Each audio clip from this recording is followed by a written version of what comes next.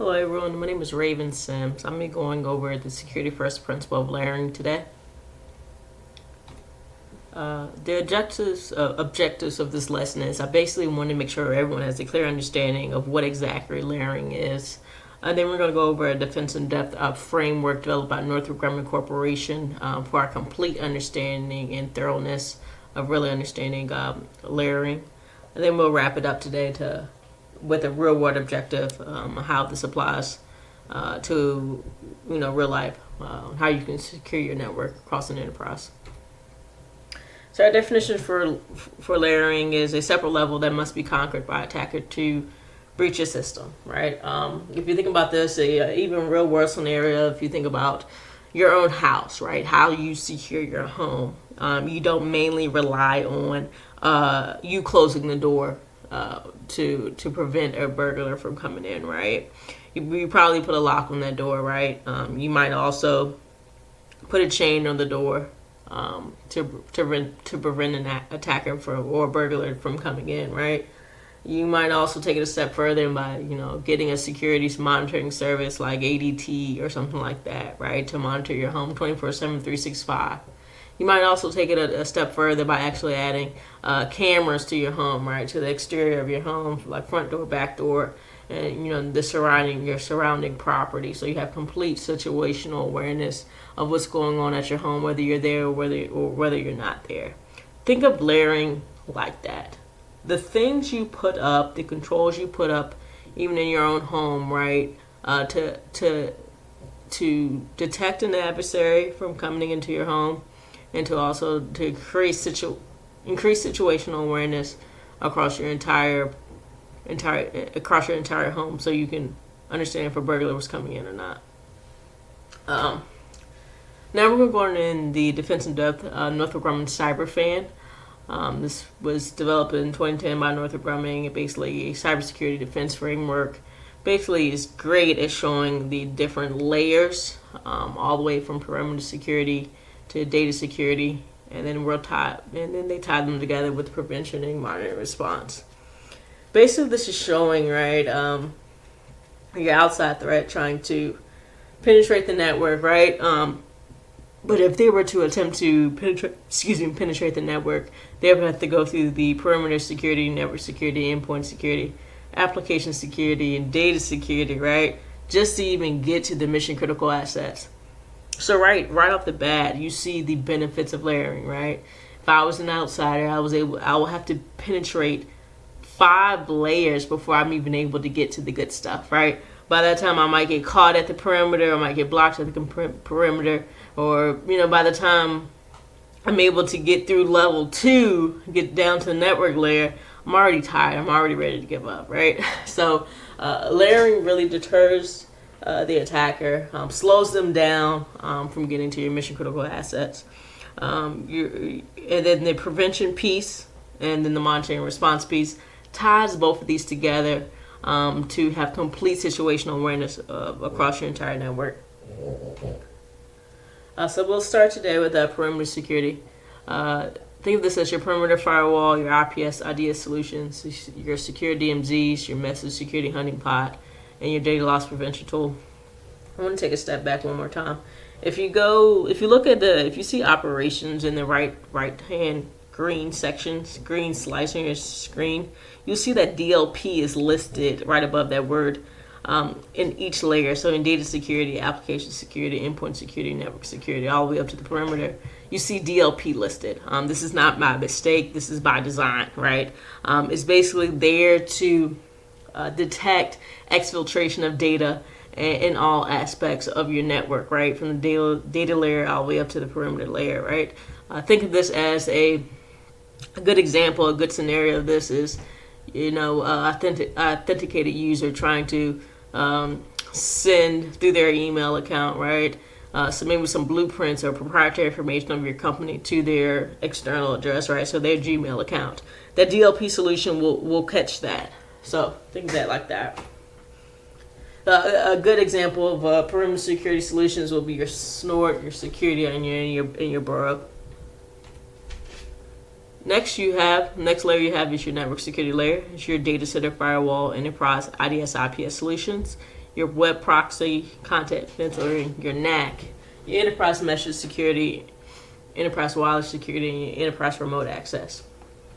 Good tools that represent to cover this area of the network will be your FireEye, your Forescout. There are many others, but this is just a couple of popular ones. Next, you have your endpoint security. Think of this as anything that you security solution you can put on your endpoint, like what's on your desktop, what's on your laptop, is actually preventing malware, viruses from getting to your machine. So this is your host firewall, your content security, your endpoint security enforcement, and also a DLP solution. So I like to think of these as your Sophos and your McAfee. Excuse me. But any other endpoint security solutions will be used here.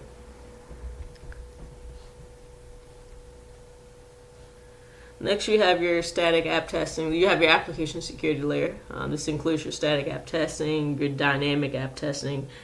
Think of this as if you were a developer and as you're developing software, you do many scans before, or security scans before that actual piece of software is released onto your network, right? Released into the production environment. Basically, the scans will include to make sure there aren't any vulnerabilities within the application, including backdoors, anything, any weak code or anything like that will make it easier for an attacker to breach the application. This is all handled at this layer. So a good example of this would be your app scanner, your Burp Suite, and your Retina. Another, our last layer will be our data security layer. This is the layer closest to our mission critical assets. So this will be your PKI, your data wiping, your enterprise rights management, and data and drive encryption, and data integrity monitoring, and also DLP. Here, my favorite tool is our Carbon Black here. I think of Carbon Black is formerly known as Bit9. It's basically a tool, it's a whitelisting solution. Basically, a good example is, let's say a user gets an email where a malicious link is embedded into the email, right? User clicks that link and it goes to a malicious website, downloads the payload onto their machine. Bit9 or Carbon Black now will actually stop that connection. No download will happen. Basically, if it's a whitelisted solution, so if that piece of software is not on the approved list, it's automatically zapped, right? So that's great in a ransomware scenario where the payload is downloaded to the machine and then the encryption starts, right? So this tool, that data security, is integral to making sure you have a nice protected network. Then our last two pieces are prevention and monitoring response. These are by far very key. They tie all the layers together, right? To make sure you have complete situational awareness to understand what's going on in your network. This prevention piece might be the most important piece for me. I'll go into a little bit. This is your IT security governance, your risk management, your security awareness training, your penetration testing, and your vulnerability assessments. So we know as security professionals that your most vulnerable person on the network are your users, right? So the security awareness training for me is very important to make sure your users are educated in cyber hygiene to understand the latest threats, the latest exploits that are happening to different companies, so they know how to maneuver that. They know how to efficiently report cyber incidents. They know how to, don't click the link in that email that's saying that you just want $1 million. It's most likely not going to happen, right? But it's more about bringing the awareness so your user is aware of as far as cyber threats and how they can be vigilant and protecting the network, because they're a huge part of this.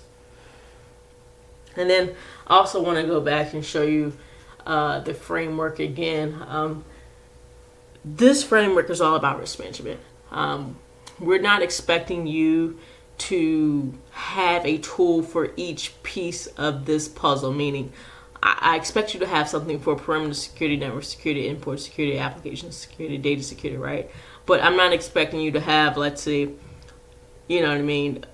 if we look into the application security layer, I'm not expecting you to have, dynamic app testing and static app testing, right? Tools that do, like, separate tools that do each tool, that do each function.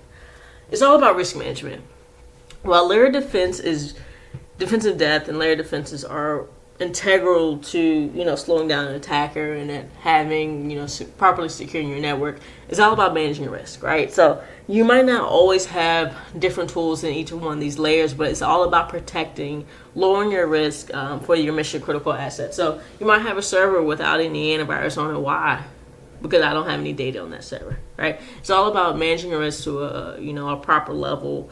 So if a breach was to happen, you've sufficiently manage all your risk. So in case of loss of data, where your brand is compromised, you lose a lot of money.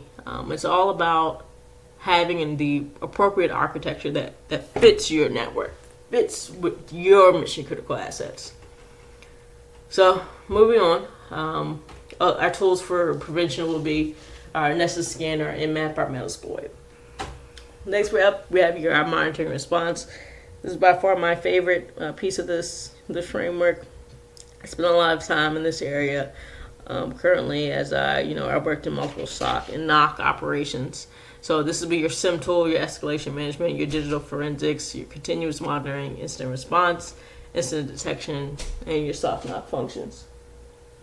So a good tool for this would be your Splunk tool. This would be your SIM tool. So think of Splunk as your data ingester, right?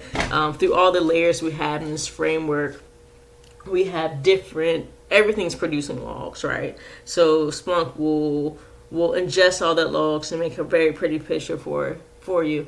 Another one that's rising on the market now in the industry is ElkStack. That's your Elasticsearch Logstash and Kibana. This is an open source tool, so Splunk you have to pay for. So a lot of people don't want to pay for Splunk as the price of licenses increase, so they went with the Elk route. Still a good tool, still does the same thing. Log ingester makes a pretty picture for you for all your events and alerts. So your response is more organized. Your response, you have complete situational awareness over your network. So, and then also the tailoring of specific dashboards and stuff like that makes you being able to detect the needle in the haystack, right? If you had APT threats and stuff like that, a little bit easier with these types of tools. In conclusion, defense and depth methodology increases situational awareness across the entire organization, right? And monitoring response piece is a huge piece. Not a lot of organizations, corporations have that SOC knock function, but it really having that 24/7 365 is really increases your situational awareness across the entire network, right? You have eyes on the network at all times. So we all know, especially with different types of attacks, timing is everything. Time of detection and time of response, right? So with that, with defense in depth, it helps in those aspects. So you're able to detect attackers in multiple layers of security to have a chance to prevent the exfiltration of data, right? So if an attacker breaches my network security layer, I still have 4 or 5 other layers where I can catch the attacker and also pull them off the network before they get to my mission critical assets. So it's all about timing. It's all about response time. It's all about detection time when you're trying to protect your mission critical assets. So in conclusion, just think of layering as how you secure your own home, right? You're protecting your most critical assets from burglars, and then being able to catch them at different areas, whether it's ADT, a lock on the door, or anything like that. It's all about protecting your system from viruses and other types of malware. And with this layering approach with our DLP solutions, it's not just external threats. I'm able to detect the insider threat, right? I'm able to understand, attribute-based access control, role-based access control, where if a user is going beyond their assigned role, I'm able to understand, Susan has been showing up late, has been working late, like 11 p.m. to 3 a.m. every night, and accessing different files that's not part of her job duties, right, inside a thread. Using defense in depth methodologies, you're able to see different flags and different user behavior where you wouldn't see that if you did not have a layered approach. Well, I hope that in conclusion of this layered defense in depth framework, very great to have for your organization. If you have any questions or concerns, feel free to contact me.